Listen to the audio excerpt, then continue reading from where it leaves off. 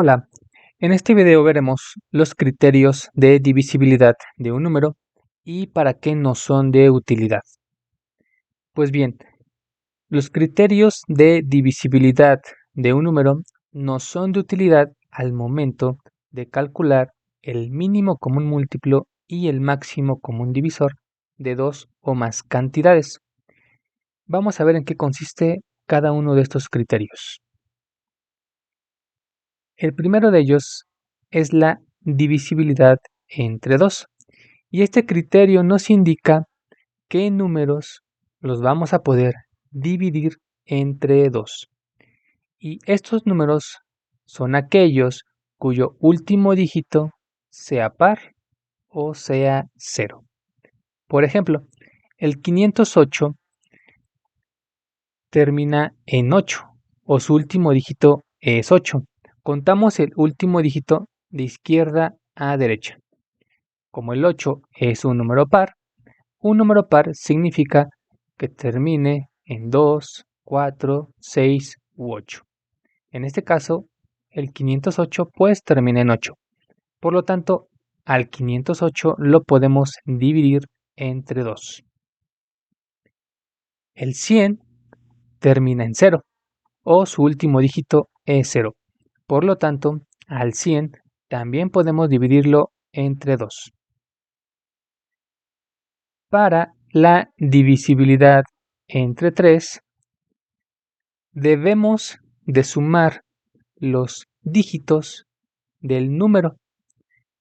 En este caso, por ejemplo, tenemos el 144. Si sumamos los dígitos, serían 1 más 4 más 4. Eso nos da como resultado 9. Si este resultado es un múltiplo de 3, ¿qué quiere decir múltiplo de 3? Pues que pertenece a la tabla del 3. Entonces, como el 9 sí es un múltiplo de 3, entonces el 144 lo podemos dividir entre 3. Ahora, para la divisibilidad entre 4, se debe de cumplir el siguiente criterio.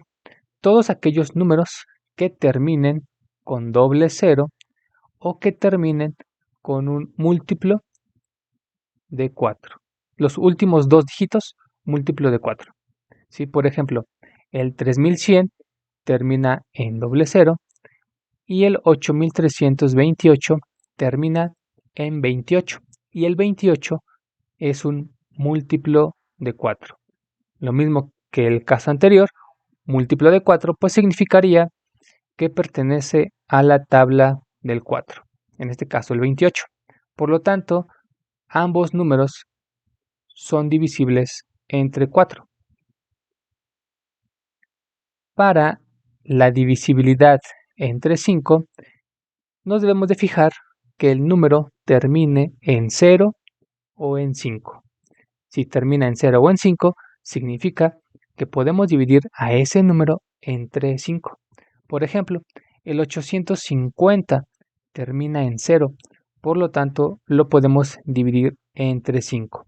Pero también pudiéramos dividirlo entre 2, porque también cumple ese criterio de que el último dígito sea 0. ¿Vale? Entonces el 850 puede ser dividido tanto entre 5 como entre 2. En el caso del 395, pues termina en 5, por lo tanto, se puede dividir entre 5. En el caso de la divisibilidad entre 6, debe cumplir dos condiciones. La primera de ellas es que el número sea divisible entre 2 y la segunda condición es que también ese número sea divisible entre 3 al mismo tiempo. Por ejemplo, el 324. El 324 termina en 4. Por lo tanto, sí se puede dividir entre 2, por lo que cumple la primera condición. Ahora, si sumamos los dígitos de 324, que serían 3 más 2 más 4, obtenemos como resultado 9, y 9 es un múltiplo de 3. Por lo tanto, el 324 también lo podemos dividir entre 3. Entonces, como el 324 podemos dividirlo entre 2 y entre 3 al mismo tiempo, eso significa que el 324 es divisible entre 6. Pasemos ahora con la divisibilidad entre 9. Esta es muy parecida a la divisibilidad entre 3. Vamos a sumar los dígitos del número. En este caso, 648, sumamos 6 más 4 más 8. La suma nos da 18. Y si esta suma pertenece a la tabla del 9 o es múltiplo de 9, entonces esa cantidad se puede dividir entre 9. Por lo tanto, 648 se puede dividir entre 9. Pero también esta suma, que es 18, cumple con el criterio de divisibilidad entre 3, porque el 18 pertenece a la tabla del 3. Por lo tanto, también el 648 puede ser dividido entre 3. Y por último, que es el más sencillo de todos, la divisibilidad entre 10, la cual nos indica que vamos a poder dividir a un número entre 10 siempre y cuando este número termine en 0. En este caso tenemos al 890 que termina en 0, por lo tanto lo vamos a poder dividir entre 10.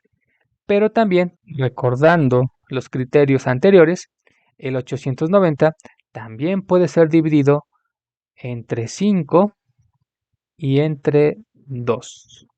Pues espero que haya quedado muy claro este tema y cualquier duda puedes consultarme.